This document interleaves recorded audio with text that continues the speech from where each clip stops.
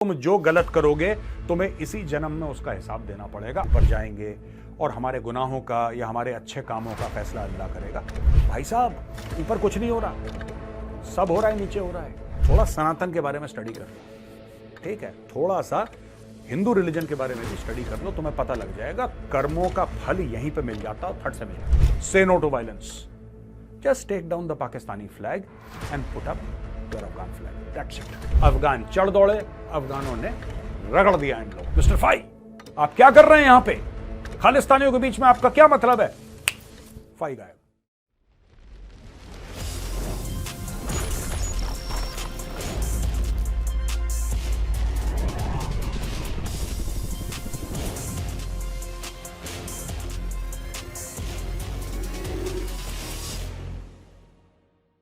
जय हिंद दोस्तों, मैं हूं मेजर गौरव आर्य और आप देख रहे हैं द चाणक्य डायलॉग्स। इस वीडियो को लाइक करिए, हमारे चैनल को सब्सक्राइब करिए, बेल आइकन दबाना बिल्कुल मत भूलिएगा। दोस्तों, फ्रैंकफर्ट जर्मनी में अफगान आए, अफगानों की भीड़ इकट्ठा हुई और पाकिस्तान का जो कॉन्सुलेट था उसके ऊपर वो चढ़ दौड़े, पत्थर फेंके, तोड़फोड़ करी, फिर फ्लैग पोल पे चढ़े, पाकिस्तान का झंडा नीचे डाला उन्होंने जमीन पे, उसके ऊपर पैर से उसको रौंदा झंडे को, और बंदा ऊपर गया और उसके ऊपर चढ़ा दिया अपने मुल्क का परचम। पाकिस्तानी बड़े दुखी हो गए कि ऐसा कैसे कर सकते हैं अफगान, ऐसा कैसे कर सकते हैं, हम प्रोटेस्ट करते हैं, हम वो करते हैं, हम वो करते हैं। सबसे पहली बात, मैं मुबारकबाद देना चाहता हूं अफगान भाइयों को जिन्होंने ये करा है। आप जाइए और पाकिस्तान का जहां जहां आपको झंडा मिले, अमेरिका में मिले, यूके में मिले, कहीं पर भी मिले, आप छोड़ना मत इनको, ठीक है? आप इनको ठोकते रहना। अब मैं आपको बताऊंगा क्यों, ऐसा मैं क्यों कह रहा हूं, ठीक है? नॉन वायलेंट चीजें हैं, झंडा उतार के अपना झंडा लगाने को वायलेंस तो है नहीं। And you know major Gaurav Arya promotes non violence. Gandhi और बुद्ध का देश है, इसीलिए मैं बात बोल रहा हूं। अब दोस्तों, बात यह है कि पाकिस्तान से जो रिएक्शन आया ना, पाकिस्तान को तो ऐसा नाक से बिल्कुल उनके पानी निकल रहा है और परेशान है। कैसे कर दिया, हमारे झंडे की बेगुरमती करती है और ये कर दिया। ये सारा का सारा ड्रामा पाकिस्तानी कर रहे हैं, ठीक है? और फिर पाकिस्तानी वही पुराना गाना कि हमने तो अफगानों को बैठ के इतने साल खिलाया, सब झूठ, सब झूठ। ये अपनी कौम को नहीं खिला सकते, कहते हैं हमने 50 लाख अफगानों को खिलाया। ये गाना फिर से पाकिस्तानी गाने लगे। मैं इसमें नहीं जाऊंगा, मैं किस दिन स्पेशल वीडियो बनाऊंगा कि ये पाकिस्तानी कौम कितनी झूठी है जब वो कहती है कि हमने अफगानों को बैठ के खिलाया। इनको पैसा कौन दे रहा था खिलाने के लिए, ये कभी पाकिस्तानी कौम नहीं बता। कौम को तो पता ही नहीं, कर कौम का बेड़ा ही गर्क है, ठीक है? They don't know anything about their own country. But इनके सियासतदान, इनके फौजी कभी ये नहीं बताएंगे कि यूनाइटेड नेशन से हर साल ये अरबों डॉलर लेते थे, और वो अरबों डॉलर थे अफगान रेफ्यूजीज को खाना खिलाने के लिए, जो कि इन्होंने खाना ठीक से नहीं खिलाया, खुद ही गड़क गए इनके जर्नल, इतने बड़े चोर थे, चोट्टे कहीं के। लेकिन दोस्तों, ये एहसान जताते हैं। इसमें भी कई सारी चीजें हैं कि वो अफगान आए क्यों पाकिस्तान आखिर, और 1979 के बाद क्यों आए। अगर पाकिस्तान में ऐसे ही दूध और शहद की नहरें बह रही थी तो पहले क्यों नहीं आए भाई? पहले क्यों नहीं आए सेटल करने के? ये क्यों? तो ये सब चीजें आज मैं उसकी बात नहीं करूंगा। जो पढ़ा लिखा है उसको पता है, और जो पाकिस्तानी बैल है वो बैल था, बैल है, बैल रहेगा। I don't want to explain to him. Now coming back to the point, Afghan चढ़ दौड़े, अफगानों ने रगड़ दिया इन लोगों को, ठीक है? और वहां पे छाती पीटने लगे। इससे पहले भी एक वाकया हुआ था दोस्तों, आज मैं फिर से उस वाकये की आपको याद ताजा करवाता हूं।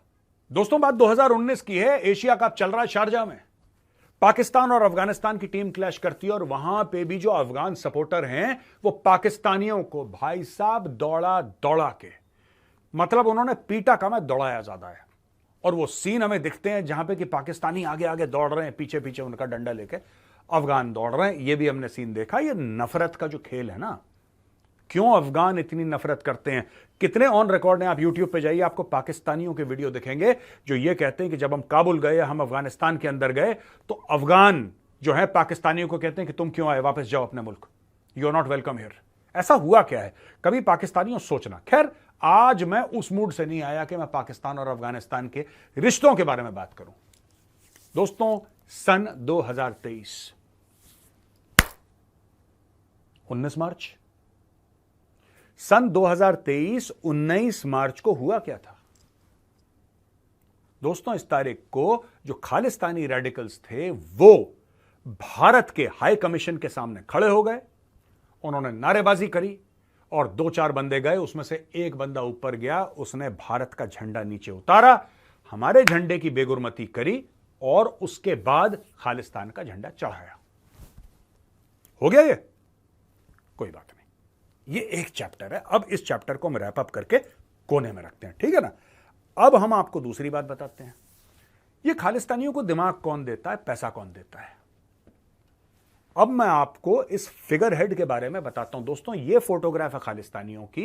ये देखिए, ये उस दिन की फोटोग्राफ है जिस दिन मोदी जी व्हाइट हाउस के अंदर थे और जो बाइडेन से मिलने आए थे। जो and Jill Biden were hosting prime minister Narendra Modi. Khalistani सामने झंडे झुंडे लेकर आए थे।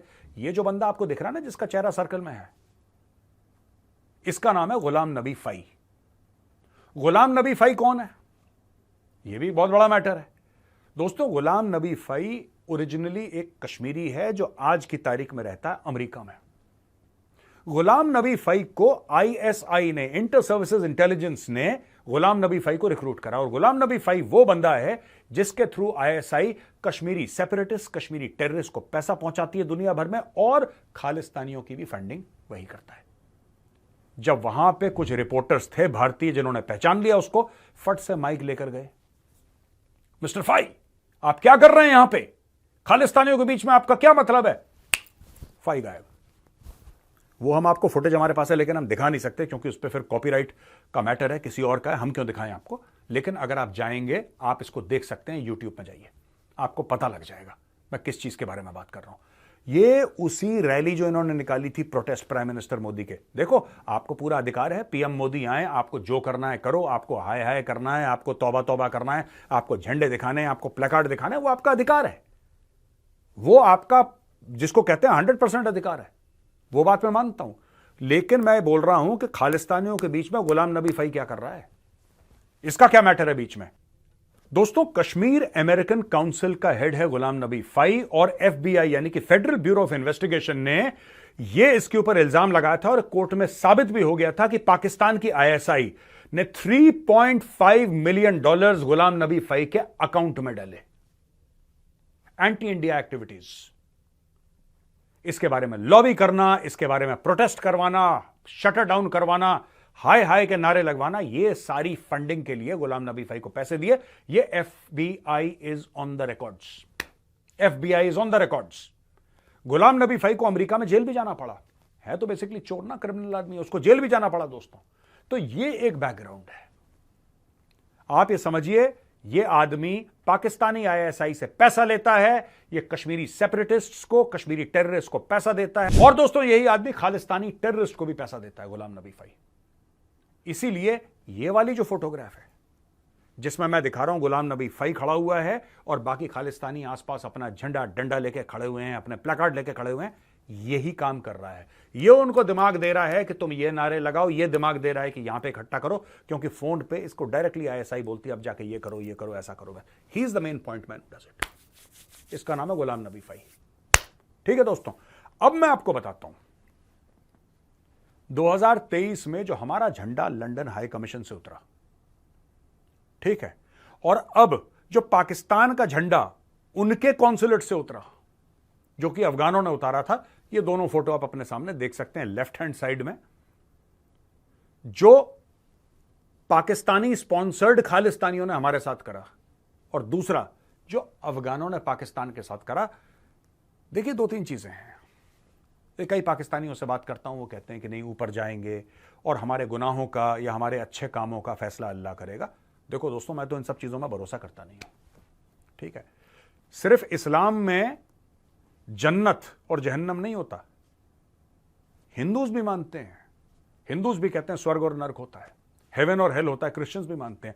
लेकिन मैं एज अ हिंदू मैं नहीं मानता। मैं कहता हूं कि तुम जो गलत करोगे तुम्हें इसी जन्म में उसका हिसाब देना पड़ेगा। अगर तुम किसी का बुरा करोगे, ठीक है, तो ऊपर वाला हिसाब रखता हो ना रखता हो, किस्मत हिसाब रखती है, तुम्हें अभी अड़ंगी पड़ेगी, तुम मुंह के बल गिरोगे। तुम गलत काम कर, तुम अच्छा किसी का काम करोगे, तुम्हारे साथ अच्छा काम होगा, तुम बुरा काम करोगे, तुम्हारे साथ बुरा होगा। यह बात तय है दोस्तों। आज नहीं तो कल, नहीं तो परसों, मैं ये मानता हूं कि इसी दुनिया में आपका हिसाब बराबर हो जाता है, ठीक है। मैं आपको बताता हूं ऐसे ऐसे लोग, राइट, जिन्होंने किसी को धोखा दिया, चीटिंग करी, किसी से पैसे लिए, वादा करके वो काम ना करके उनसे पैसे लिए, दुगनी रकम उनकी जेब से निकल गई 3 साल के अंदर, दुगनी रकम। ठीक है, ये मैंने अपनी जिंदगी में, मैंने अपने सामने देखा, अपनी जिंदगी में उदाहरण देखे हैं। मतलब एक बंदा दूसरे को पैसे दे रहा है, वो कह रहा है मैं तेरा काम करूंगा, काम नहीं करता, फिर कहता कोई पैसे नहीं, मैं नहीं देता वापस, और वो बंदा जिसने चोरी करी थी उसकी जेब से दुगना पैसा निकल जाता है, वो सड़क पे आ जाता है। ये मैं देख चुका हूं यार, अपनी जिंदगी, through my eyes I have seen this. तो किसी पाकिस्तानी को यह लगेगा कि यहां पे कुछ कर लो, ऊपर ऊपर कुछ नहीं हो रहा भाई साहब, ऊपर कुछ नहीं हो रहा, सब हो रहा है नीचे हो रहा है।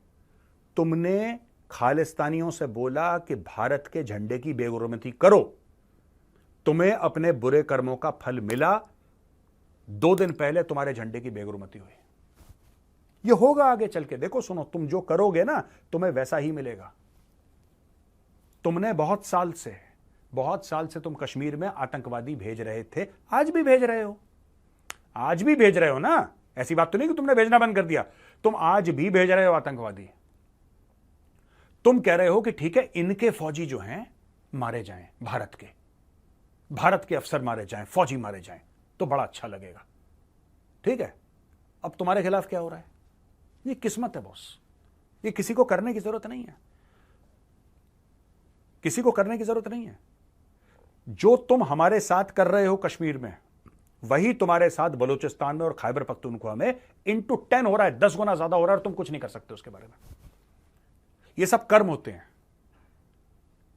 भारत को कोई किसी को कुछ पैसे वैसे देके करवाने की जरूरत नहीं है, ये कर्म होते हैं, मानो मेरी बात। थोड़ा सनातन के बारे में स्टडी कर लो, ठीक है, थोड़ा सा हिंदू रिलीजन के बारे में भी स्टडी कर लो, तुम्हें पता लग जाएगा कर्मों का फल यहीं पे मिल जाता है और फट से मिल जाता है। तुम्हें वही कर्मों का फल मिल रहा है जो तुमने कश्मीर में करा, जो तुमने हमारे पंजाब में करा ना। तुमने पंजाब में बेगुनाहों को मरवाया, सिखों को मरवाया, हिंदुओं को मरवाया, सबको मरवाया। क्यों? पाकिस्तानियों, तुमने हथियार दिए थे ना खालिस्तानियों को, और उन्होंने सबको मारा है। अब तुम्हारे मुल्क में वही चीज हो रही है, जो तुमने कश्मीर में करवाया वो तुम्हारे खैबर पख्तूनख्वा में हो रहा है, वही तुम्हारे बलूचिस्तान में हो रहा है, और लगातार दर लगातार हो रहा है, और रोज हो रहा है। और तुम कुछ बन्नू का, तुम्हें क्या लगता है बन्नू वाला मैटर यहां पे रुक जाएगा? अभी ऐसे कई दर्जनों भर बन्नू और होंगे। अब ये मत बोल देना कि मेजर साहब ने तो पहले ही बता दिया था इसी की प्लानिंग है, फिर मेरे खिलाफ कहीं जाके एफआईआर फाइल करो। नहीं, मैं उसकी बात नहीं कर रहा। मैं तुम्हें यह बता रहा हूं कि ये अटैक इसलिए होंगे क्योंकि तुम्हारी करतूतें ऐसी हैं, तुम्हारी फौज ऐसी है। ठीक है, ये होगा, और ये तब तक चलता रहेगा जब तक तुम यहां पे भारत के अंदर अपनी गंदी हरकतें बंद ना करो। तुम्हें क्या लगता है, तुमने सैन फ्रांसिस्को में तुमने खालिस्तानियों को बोला कि जरा एक मोलोटोव कॉकटेल फैलना है, जरा आग लगाना है इनके सैन फ्रांसिस्को को। तुम्हें क्या लगता है तुम्हारे कॉन्सुलेट नहीं है? ऊपर वाला देख रहा है, ऊपर वाला देख रहा है, ठीक है, और ऊपर वाला देख रहा है, वो बराबर तोलता है। तुमने हमारे हाई कमीशन पे अटैक करा, तुम्हारे कॉन्सुलेट पे अटैक हो गया।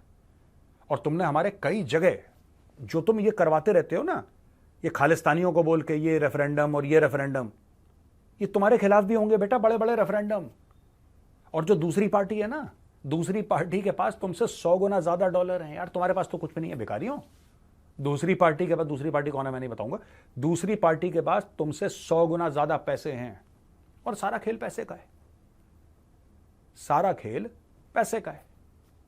कहानी खत्म। जो पैसा बांटेगा उसका काम हो जाएगा। दुनिया में सबको चाहिए डॉलर, और डॉलर दूसरी पार्टी के पास इतने हैं कि तुम सोच नहीं सकते, तुम्हारी सोच है उसके आगे। तो मैं पठान भाइयों को बहुत कॉन्ग्रेचुलेट करता हूं, बहुत मुबारकबाद देता हूं अपने पठान भाइयों को, पश्तून भाइयों को, अफगान भाइयों को। ठोको इनके, और एम्बेसी में कुछ मत करना। There is no need for violence. झगड़ा नहीं करना, say no to violence. Just take down the Pakistani flag and put up your Afghan flag. That's it. और कुछ नहीं करना। You don't have to throw stones. You don't have to indulge in violence. You don't have to do any activity which is remotely violent. Peacefully protest outside Pakistan's embassies and their high commissions and their consulates. Peacefully, absolutely peacefully protest, right? And make sure that the Pakistani flag is down on the road and your nation's flag is there on top. That's it. Nobody should be harmed. There should be no aggression, either through words or through deeds. Silently protest. Pakistan should get a test of its own medicine. अब दोस्तों जो Afghan nationals हैं वो क्यों परेशान है by the way? अब आप बोलेंगे मेजर साहब क्या हुआ अचानक उठ के? अचानक नहीं, पाकिस्तानियों ने बहुत बुरा करा इनके साथ, इनको पकड़ पकड़ के। पहले तो पाकिस्तानियों ने क्या करा मैं बताता हूं क्यों। ये बड़े अजीबोगरीब लोग हैं यार पाकिस्तानी, ये अजीब ब्रीड है बिल्कुल। पहले इन्होंने पैसा लेके अमेरिकन से अफगानों के घर में आग लगाई, ठीक है जी। इन्होंने अफगानों के घर पे लगाई आग, यानी कि अफगानिस्तान में इन्होंने आग लगाई। 1979 के पहले कुछ नहीं था वहां पे, सब सन्नाटा था। फिर रूस आ गया, रूस बैठ गया काबुल पे। जियाउल हक ने बोला अमेरिका पैसे देगा, मामला बढ़ गया है। क्योंकि तब तक जियाउल हक जो था ना, उसने जुल्फिकार अली भुट्टो को फांसी लगवा दी थी और दुनिया भर में उसकी हो रही थी थू थू। लोग कह रहे थे डिक्टेटर है, निकालो उसको, निकालो उसको, निकालो उसको। वो चाह रहा था कि भाई एक सुपर पावर है अमेरिका, ठीक है जी, सुपर पावर है अमेरिका। अमेरिका से बोलो कि ऐसा है कि हम रूस को ना परेशान करेंगे, हम यूएसएसआर को परेशान करेंगे यार, और हम ऐसा परेशान करेंगे, ऐसा परेशान करेंगे, उसकी नाक से खून निकलवा देंगे। हम अपने मदरसों से जिहादी पैदा करेंगे, आप बस हमें पैसा दो, आप नोट दो। यूएस ने बोला जी बल्ले बल्ले, तो बहुत बढ़िया आइडिया। यूएस ने बटोर के पैसे कंटेनर के कंटेनर डॉलर भेजे, जियाउल हक ने कंटेनर डकर गया वो अंदर, और जियाउल हक ने पाकिस्तानी फौज को बोला कि तुम जिहादी तैयार करो। वो जिहादी भेजे अफगानिस्तान में। अफगानिस्तान में हुआ सिविल वॉर। जब अफगानिस्तान में भैया हुआ सिविल वॉर, तो वहां पे जो पश्तून थे वो कहां भागते? क्योंकि दूसरी जगह कहां पश्तून है? आपको लगता है क्या तजाकिस्तान जो है वो पश्तून मेजोरिटी है? होंगे कुछ, मैं मना नहीं कर रहा, but is it Pashtun majority? कौन से इलाके हैं जो पश्तून मेजोरिटी है तजाकिस्तान में? कौन से इलाके हैं कजाकिस्तान में जो पश्तून मेजोरिटी हैं? कौन से इलाके हैं किर्गिस्तान में जो पश्तून मेजोरिटी हैं? या कौन से इलाके हैं ईरान में जो पश्तून मेजोरिटी हैं? वो जो वहां के पश्तून थे उनको पाकिस्तान ही आना था, क्योंकि उनकी रिश्तेदारी वहां पे थी भाई। उनके रिश्तेदार हैं, सेम ट्राइब्स हैं, वही अफरीदी हैं, वही यूसुफजाई हैं, वही अचकजाई हैं, वही फलाना, वही डिमका, वही ट्राइब्स हैं दोनों जगह यार। It is the same culture. उनको वहां पे कंफर्ट था। आज की तारीख में जो अफगान उनको गालियां देते हैं, कहते हैं यार तुम हर समय हमें ये ताना देते हो कि तुम्हें बैठा के खिलाया, तुम्हें बैठा के खिलाया। आखिर कभी अपने दिल से पूछा है कि हम लोग आए क्यों वहां पे पाकिस्तान? कौन वो पागल का बच्चा था जो खुशी खुशी पाकिस्तान आता? तुम लोगों ने हमारे मुल्क में आग लगाई, इसलिए हमें भाग के आना पड़ा वहां से। आज की तारीख में मंजूर पश्तीन अगर ये कहते गलती से कि मैं हुकूक के लिए लड़ रहा हूं, अपने राइट्स के लिए लड़ रहा हूं पश्तून भाइयों के लिए, और हम पाकिस्तान के आईन यानी कि पाकिस्तान के कॉन्स्टिट्यूशन के तहत अपनी लड़ाई लड़ रहे हैं, ये कहते हैं गद्दार है यार। अली वजीर अंदर डालो, मोहसिन दावर अंदर डालो, ये सब गद्दार है, ये सब। और वो बात क्या कर रहे हैं? वो ये कह रहे हैं कि यार जो हमारे भाई भाई जिनको तुमने गायब कराया, जिनको मार काट के कहीं फेंक दिया, ये तो बता दो कि उनकी कब्र कहां पे है यार, वहां पे नमाज अदा कर दे यार, मरे आदमी का नमाज। कोई कुछ नहीं कह रहा। जो पठान हैं पश्तून तहफ़्फ़ुज़ मूवमेंट के, वो ये नहीं कह रहे कि हमें पाकिस्तान का एक अलग हिस्सा चाहिए, बिल्कुल नहीं कह रहे। वो पाकिस्तान के बंटवारे की बात नहीं कर रहे, राइट? और उनके साथ पाकिस्तान गलत काम कर रहा है। वो जो लोग हैं ना पश्तून तहफ़्फ़ुज़ मूवमेंट के दोस्तों, वो हाथ जोड़ के रिक्वेस्ट कर रहे हैं, लेकिन पाकिस्तान को इज्जत हजम नहीं होती। पाकिस्तान को चाहिए ऐसा बंदा जो लात मारे, बाल खींचे, बेइज्जती करे। एंटर तहरीक तालिबान पाकिस्तान, वो भी पश्तून है। जैसे पश्तून तहफ़्फ़ुज़ मूवमेंट का, ठीक है, पश्तून तहफ़्फ़ुज़ मूवमेंट का मंजूर पश्तीन है, वो पश्तून है ना, उसी तरीके से जो टीटीपी वाले हैं वो भी तो पश्तून है, वो भी पश्तून है। उनकी इज्जत करता है पाकिस्तानी स्टेट, उनसे डरता है क्योंकि उन्होंने हथियार उठा रखे हैं। तो दोस्तों ये सब ड्रामा चल रहा है। Anyway, coming back to this point कि भाई आपने ये उठा दिया और ये हमारा झंडा नीचे गिरा दिया, और जो पाकिस्तानी अभी कड़वे पानी की उल्टियां कर रहे हैं ना, बेटा बहुत जगह होने वाला है, बहुत जगह होने वाला है। तुम्हारा हिसाब किताब इसी दुनिया में पूरा होगा। ऊपर जाके जन्नत जाओगे, जहन्नुम जाओगे, वो तो मुझे नहीं पता, मुझे तो कोई भरोसा नहीं ऐसी चीजों पे, लेकिन सारा हिसाब किस्मत इधर ही करेगी। तुम्हारे और जो जगह हैं और ठिकाने हैं, वहां पे पाकिस्तान का झंडा नीचे आने वाला है। और मैं अफगानों से कहता हूं करते रहो, लेकिन नो वायलेंस, वायलेंस मत करना, no violence, peaceful protest, right? मैं भी जरा ग्रेटा थनबर्ग से सीख रहा हूं कुछ ना कुछ यार, ऐसी बात थोड़ा है ना। अब दोस्तों हम आते हैं सवाल और जवाब पे। सवाल और जवाब पे पहला गुलशन भारद्वाज का सवाल है। वो कहता है कि वेस्ट बंगाल की चीफ मिनिस्टर ने बोला है कि बांग्लादेशी पीपल, अगर बांग्लादेश के लोग अगर आते हैं और मदद मांगते हैं तो हम उनको मदद देंगे। लेकिन इनका यह कहना है गुलशन भारद्वाज जी का कि यहां पे तो बांग्लादेशी एक्सट्रीम इस्लामिस्ट ऑलरेडी हैं, तो what's your take in this situation? यानी कि मेजर आप क्या समझते हैं? देखिए मैं कुछ भी नहीं समझता इसमें। पहली चीज तो यह है कि किसी को देश के अंदर सिटीजनशिप देना यह स्टेट गवर्नमेंट की बात है ही नहीं, ये सेंट्रल गवर्नमेंट की बात है, राइट? अगर आप भारत में आके रहना चाहते हैं, आपका स्वागत है। आप बांग्लादेशी हो, कोई भी हो, एक तरीका है, एक कानून है, आप कानून से आइए।